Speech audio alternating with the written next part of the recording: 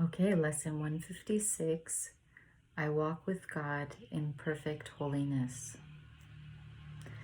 Another just gorgeous lesson today. Our practicing includes obviously this lesson sentence. I walk with God in perfect holiness. I light the world. I light my mind and all the minds which God created one with me. And just so many powerful lines in this lesson. Just again, reminding us the truth of our being, that we are light beings. I love in paragraph 6, line 2, as you step back, the light in you steps forward and encompasses the world. And to me, that's how this lesson builds on yesterday. It's like, I will step back and let him lead the way. And then this is saying, like, I will step back and let my light lead the way. And I will identify more with my light than anything.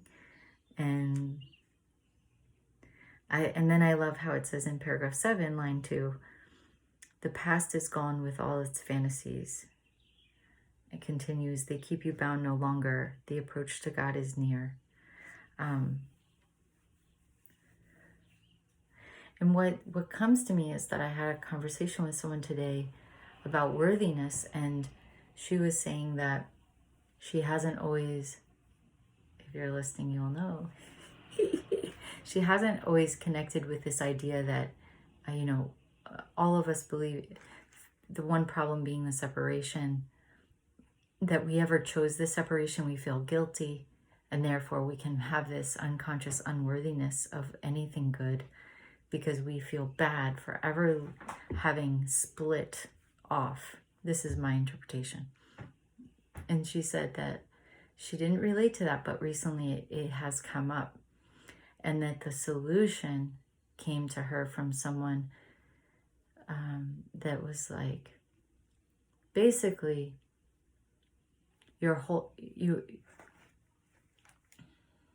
she felt unworthy, and it was like, your natural state is worthy. And to me, this continues the same sentiment, which is your natural state is perfect holiness. And she described when she received that teaching, it really resonated as truth. And this lesson talks about that the Course in Miracles is a curriculum of truth. It's consistent. There are no gaps. I did have somebody on my YouTube videos whose name was debunking A Course in Miracles and finding fault with it, or just finding how it didn't hold up to, I believe, biblical interpretations of Jesus's teachings. But for those of us who are following it, it's not only that it's true and it feels so complete and there are no inconsistencies, it goes way beyond being just consistent. It's just so rich and so exquisitely beautiful, and it resonates within us. It hits that space within us where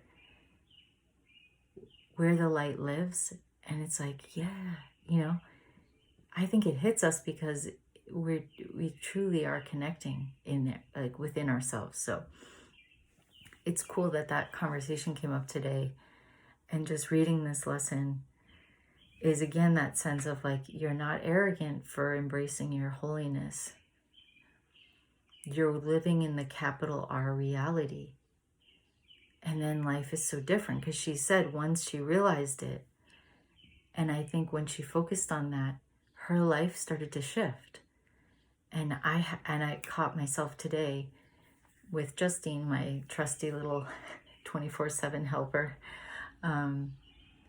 realizing, okay, I'm focusing on what I don't like, and then what would I like? And then going above that, just getting myself out of the battlefield where I'm battling and a little sweet girl at all, and like arguing with reality and just pulling myself back. What would I like? And then feeling that other possibility of this, like, I'm truly holy. I'm here to be a light. How can I bring light to this? How can I bring my light to this? And then it shifts me out of being the controlling, agenda pushing personality. So, yeah, paragraph 4, there's a light in you which cannot die, whose presence is so holy that the world is sanctified because of you. All things that live bring gifts to you and offer them in gratitude and gladness at your feet.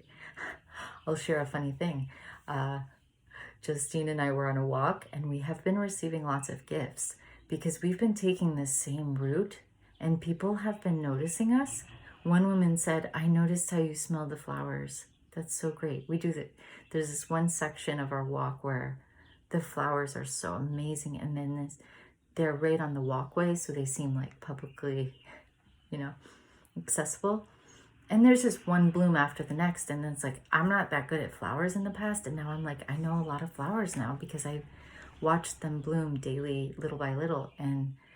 But people on this path have given us many gifts.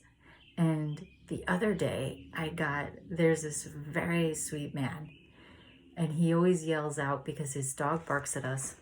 And then he always yells out, sorry, dear. And then he yells to the dog, whose name is Oliver, Oliver, it's a baby.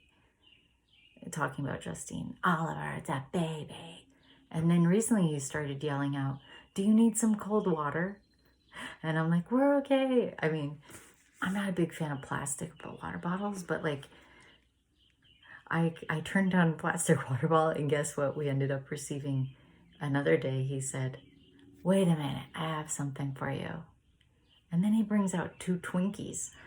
And I'm like, how in the world did I manifest Twinkies? But I've gotten rain boots for Justine when she gets a little bigger. Today, I met somebody who offered to braid Justine's hair because, it's just wild and big. And I've been wanting to, learn more about her hair, how I can be more helpful to her hair.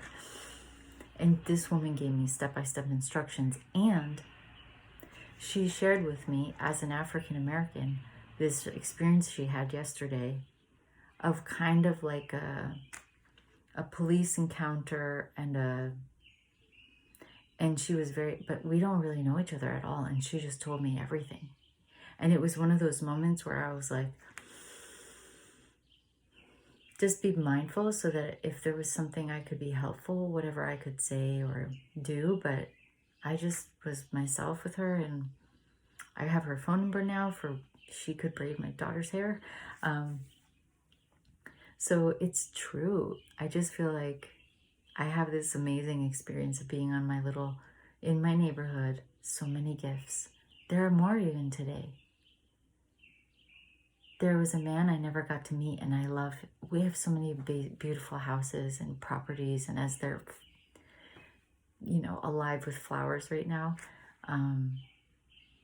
But every little treasure, but it's so beautiful to recognize, because as we know our light is there, it grows. It's just like fueled by our belief, and then more of that's going to happen. So happy to share that with you.